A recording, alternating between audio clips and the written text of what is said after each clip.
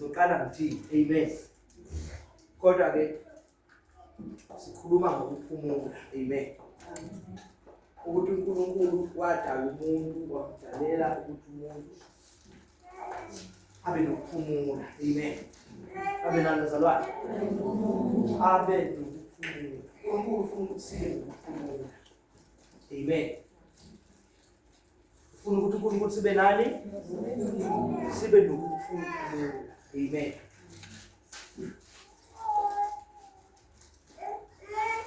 Ingakho uNkulunkulu mayidala udala izinto zonke. Uyasebenza yena. Wenza umsebenzi. Usebenza yena ukuze thina mase sifikile sibe nokuphumula. Amen. Hallelujah. Amen. Wenza konke, usenzela konke nje osokudinga masifika, ukuthi masifika singaqali sithi hey kuyashoda lapha, kunjani lapha, kuukuthi lapha, kodwa ufuna masifika sifike konke kukhona. Amen. Amen. Ufuna sifike konke kunjani? Kukhona. Ingakho uNkulunkulu masemdala umuntu umdala nje umnikeza umsebenzi amnikeza wona ukulinda insini. The Garden of Eden. Amen. Ukuyilinda. Aqaphele. Amen. Umbeke kuyo lensima umbeke kuyo, there is everything. Unayo yonke into eyisidingo sakhe. Amen. Hallelujah. Lithi-ke naye uNkulunkulu ngoba ukuphumula kubalulekile, lithi wasebenza insuku ezisithupha, wathi ngosuku lwesikhombisa wenze njani? Waphumula. Emsebenzini yakhe yonke until today. You know what? God is at the rest. Amen. Even now. Amen. Amen. uNkulunkulu uphumule nje, wathula nawe nje uphumule, wasenza lo umsebenzi wakho wenza wonke njani? Uqeda, uphumulile. Futhi uNkulunkulu uphumulile, uphumule ngalendlela yokuthi akunandaba ukuthi yini eyenzakalayo emhlabeni manje. Yini eyenzakalayo empilweni zethu manje. Amen. Hayi uphumulile. Wenze njani? Uphumulile. Ukuthi isimo esikhona siyakhathaza, yena simkhathaza. He is at rest. Yena usephumule, uphumulile. Amen. Wayaphumula na ngoba uNkulunkulu wazi konke akakwenza ukuthi akukho angakwenzanga sengasuka ukuthi uzokwenza manje.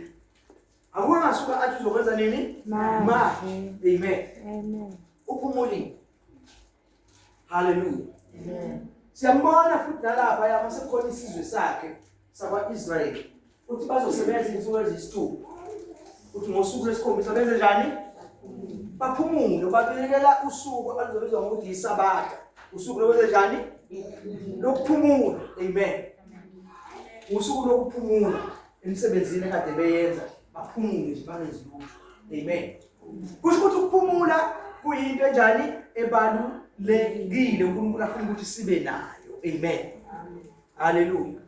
Into ebalulekile uNkulunkulu afuna ukuthi sibe nayo. Usiphile ukuphumula. Lapha njengoba eyiveza lapha ngosuku lweSabatha evezela abantu kahle lolu suku lolu lwanenzela ukuthi it must serve the people of God. The day must serve the people of God. Amen. It's unlike nowadays whereby abantu baphakamisa iSabatha more than themselves. Amen. Amen. Amen. Kanti iSabatha yilo makuyisuku lesikhombisa nje lona abantu bahlonipha yilo lisemsebenzini sebenzela bona ukuthi bona babenze njani? Mabaphumule. Amen. Thola zange ke bakuthola ukuphumula. Amen. uNkulunkulu mayehamba nabantwana bakwaIsrayeli uhamba nabo baqindisa ukuthi basa eKhanani, izwe elichicima uju lweyinyosi nani nobisi. Angeke iBhayibheli lisho njalo. Amen. Hallelujah. And uma uzokuhamba unqaba endleleni yabo lithi uNkulunkulu wayebagqokisa izicathulo ezayithungwe isikhumba saso nesikhumba samantahashi. Lithi basuka nazo baze bayongena eKhanani ayikaze zizigugu. Amen. Ayikaze zenze njani? Zigugu. Endleleni mayihamba nabo uNkulunkulu ziyavela izinto, ziyavela izimo. uNkulunkulu uyabenzela ukuthi abakhiphe kuphi? Ey'nkathazweni, abakhiphe ey'meni abangena kuzona. uNkulunkulu usho ukuthi uyabenzela. Amen. But nakhona uNkulunkulu mayebenzela usebenzisa uMoses okuyena ambekile njengani njengomholi. Amen. Bonke labantu bebevele ukuthi masebenze okwenzayo ulala basho umkhanda ngamatshe uMoses. Basho umkhanda ngamatshe uMoses usikhiphele eGibhithe. Usikhiphela ukuthi benje. Amen. Ngesikhathi sofela la ehlala. Amen. Moses naye athukela shona uNkulunkulu athi bheka abantu bakho. Bheka labantu bakho manje ukubenza. Amen. NoNkulunkulu masebonile nje abantu bakho Moses engakabona batshela athi buka abantu bakho. Amen. Yabona uNkulunkulu bakhomba Moses noMoses bakhomba uNkulunkulu. Amen. Hallelujah. Kodwa indaba enkulu la sikhuluma ngayo namhlanje ukuphumula. Ukuthi siphile emhlabeni sinokuphumula. Amen. Kakhulukazi ukuphumula sikhuluma ngakho ukuphumula emphefumulweni. Ukuphumula emoyeni. Ukuphumula emqondweni nezibazalwane. Hallelujah. Ukuphumula. Ukungakhathazeki nezibazalwane. Ukungakhathazeki noma ngabe sekukhona siphi isimo esikhona kodwa wena singakhathazi isimo. Amen. Hallelujah. Singakhathazi isimo. Ubeka ithemba lakho kuNkulunkulu, ubeka ithemba lakho kuJehova. Amen. Lo omethemba uJehova ukuthi lesi simo uNkulunkulu uyasibona. Amen. Hallelujah. Uyasibona lesi simo uNkulunkulu. Igama lenkosi malibonke. Thanda umhlabelelo kaAndile Majola athi uma sengithandazile, uma sengibike kuye athi ngike singiyakhululeka. Ungenza njani?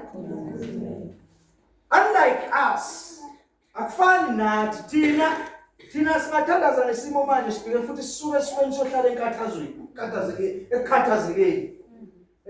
And we know very well that we don't have power upon the situation right now. Amen. But sinoNkulunkulu onamandla phezu kwaso lesimo. Amen. Instead of resting in his loving arms. Instead of resting in his loving arms, uNkulunkulu siye ukuhlala engalweni zakhe zothando, sihlala enkathazweni, ekhathazekile. That's why iBhayibheli mawulifunda abafundile iBhayibheli abafunda iBhayibheli bathi kuna 365 ways athi ungesabi. Fear not. eBhayibhelini kusho ukuthi usuku nosuku bekunezwe lithi ungesabi. Don't worry. Take no thoughts.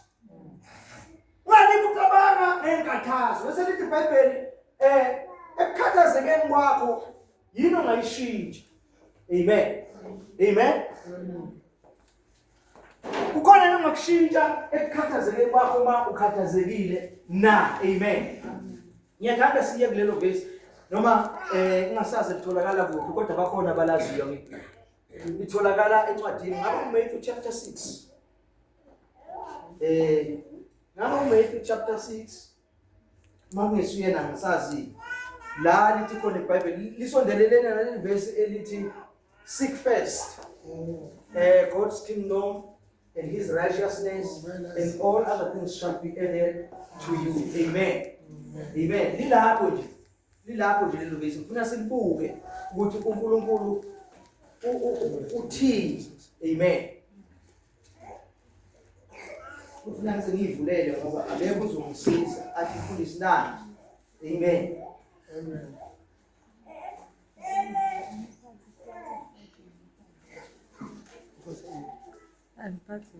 Siyamthola. Lithi ekukhathazekeni kwakho angazi ngibeka kanjani. Manje ngifuna sifunde. Angifuni ukubeka ngendlela yami, ngifuna ukubeka ngendlela yalo. Amen. Nalitola nithuze. Matthew 6 verse 33. Verse 20. Verse 33. Awumfundi isimuzi ukuthi. So above all, constantly seek God's kingdom. And No. Mfundi lelo bengibekisa ukuthi seduzane mafuna. Cishe mangahlefile emuva from lapho uhlefile emuva. Lithini? Yazwane. Ningakhathazeki ngomuso. Yeah. Ngoba ingomuso iyakukhathazeka. Iyakhula. khathalela okwayo. Inkathazo yosuku yanele lona. Inkathazo yosuku yanele lona bese uqhubeka lithini mawuqhubeka.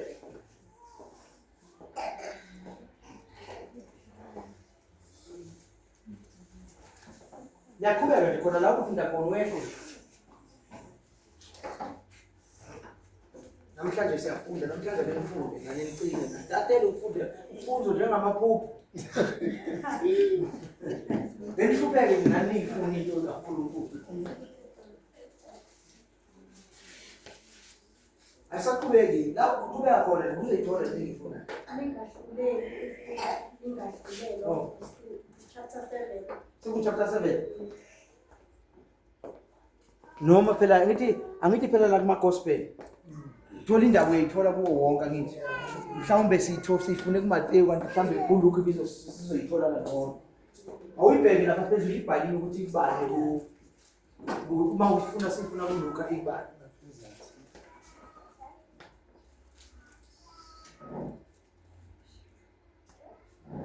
Inkathazo yosuku yanele usuku.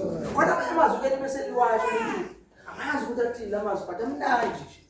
Amnandi ayakhuthaza. Akwenza lokuthi uyeke nala ukubambe khona bese wenze njani? Uyayeka. Ukhona abantu ababambayo. Umuntu azabambe nala ngaba ngasabambile khona manje sokusaba. Manje yini?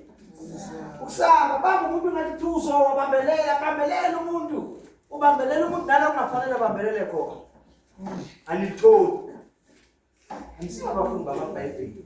Sikwazi baningi kangaka. Singafuna lento siwafunda sonke amaBhayibheli. Ukhohlwa yedwa sikhohlwa sonke.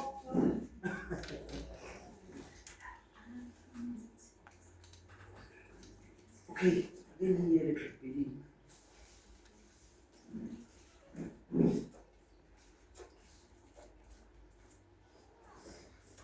Kwani ni chapter ba? Ukuni chapter ba na? Chapter 6, okay. Ngifuna ukubheka lapha phezulu so bayikhomba ngani kwelinye iBhayibheli. Bayikhomba.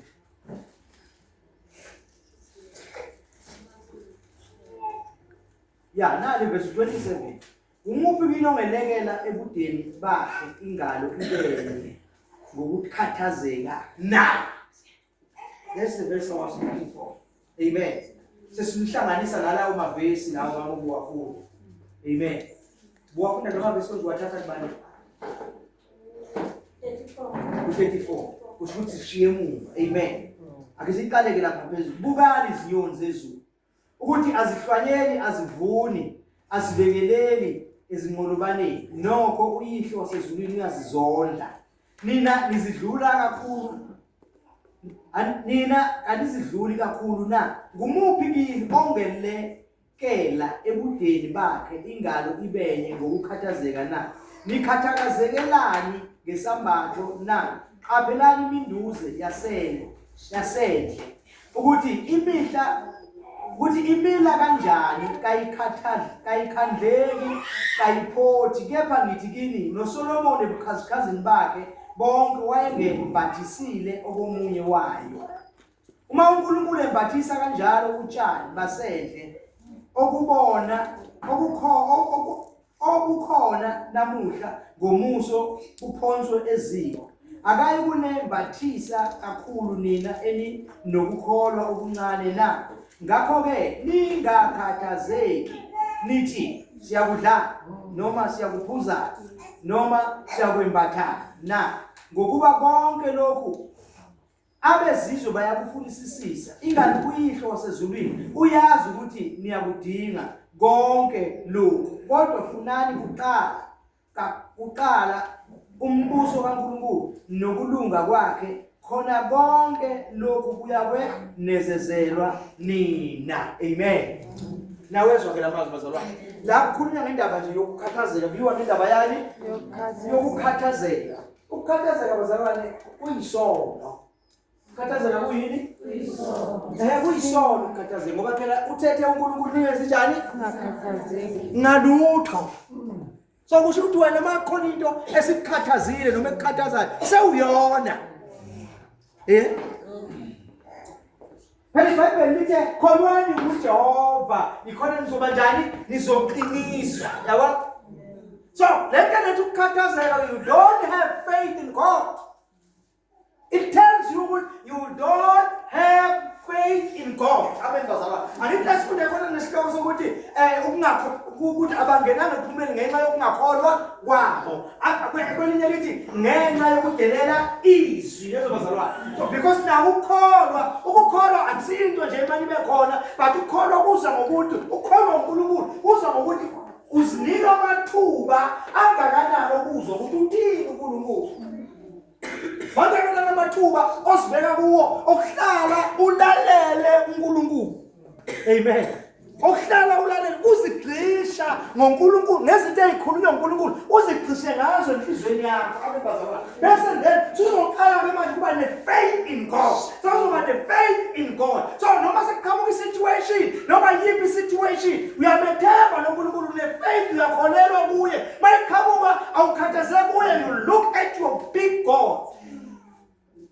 Your great God. UNkulunkulu wakho omkhulu usibuka isimo sihlele. Amen. Usibuka isimo sinelutho nezabazalwane. Ngoba ukholwa uNkulunkulu bese ukhuluma njengoba uNkulunkulu kanjani eshilo esimeni. Ukhuluma njengoba uNkulunkulu eshilo kuwe ukuthi wena uyini esimeni. Hallelujah. Ngazuma ngizwe bazalwane. Amen. Amen. Hallelujah. So lezinto lezi zonke yizona ezikulidela empilweni yokuphumula lezo bazalwane. Yokuphumula phakathi esimeni. Kodwa utholakala wena wenzenjani? Uphumulile. Njengenyoni esesidlekeni, uvutha umoya. Ayonke into kodwa ihleli nje iphumulele esidlekeni sayo. Amen bazalwane. Amen. Umoya uyagusha kuyihlahla kuwa yonke into kodwa inyoni ihlalele nje. Akubona seyiphumile, seyiphuma seyihlala ngaphansi kwesihleke. No, ihlezi nokuphumula, ithemba isidleke ehlezi kuso. Amen. Hallelujah. Igama lenkosi malibonga. Now, abazaneke bahamba beba nenkinga behamba noNkulunkulu. uNkulunkulu umoya engcwele uthi waze wacunuka. Amen. Waze wenze njani bazalwane?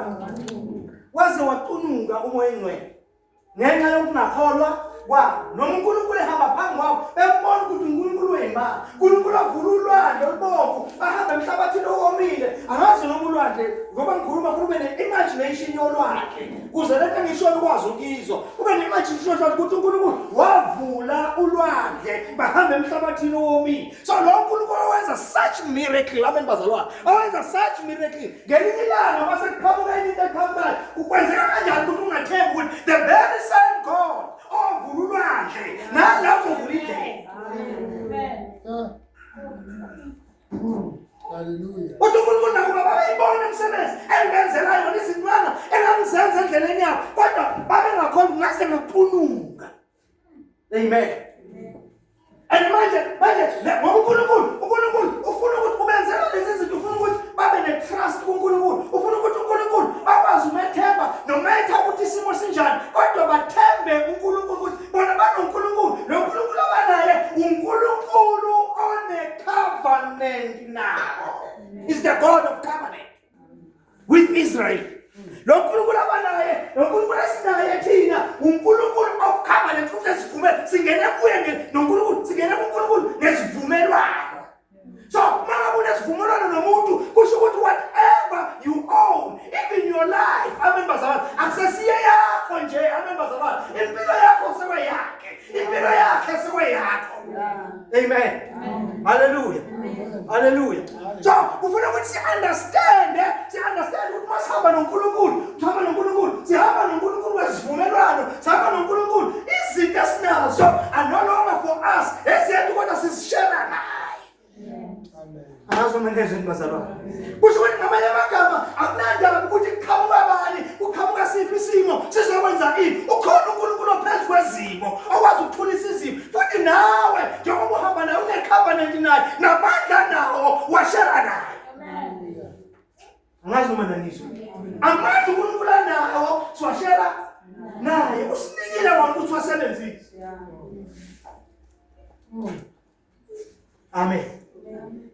So yimako ke uNkulunkulu wayebanikeza usuku lokuphumula abantwana bakwa-Israyeli. Naye senze konke waphumula emsebenzini yakhe yonke until today he is at rest uphumulile ngoba wakwenza konke. Amen. Amen. Kuna verse eBhayibhelini encwadi yabaseFesu mawuqeda ukufunda nje izikhali zamaKristu lithi ukuze ukuthi masenenze konke nime. Amen.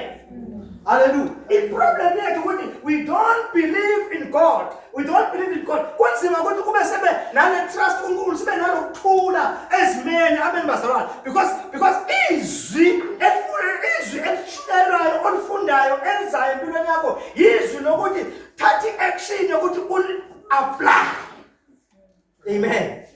Because uma apply izwi wenza ukuthi mase kufika isimo you rest in the promises of God. Uma mazithembiso zikaNkulunkulu ukuthi izwi kaNkulunkulu lithengenze ngakwenza, lithengitandaze ngathandaze, lithengirebuke ngarebuke, lithengenze lokhu ngakwenza, sengikwenze konke, then you stand and you rest in the promises of God.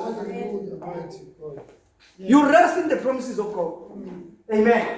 Yabo uNkulunkulu ungakhona ukuthi omthambisayo sonke isimo esiphambi kwakho kube isimo sithi kuphelile ngaba namhlanje, kuyaphela ngaba namhlanje, kuyaphela ngomuzi wakho namhlanje, kuyaphela ngabantwana bakho namhlanje, konke kuyaphela kodwa uma uphakamisa amehlo akho ubheke phezulu. Bithi iBhayibheli babheka phezulu bakhanya uzoba wangase bajapha.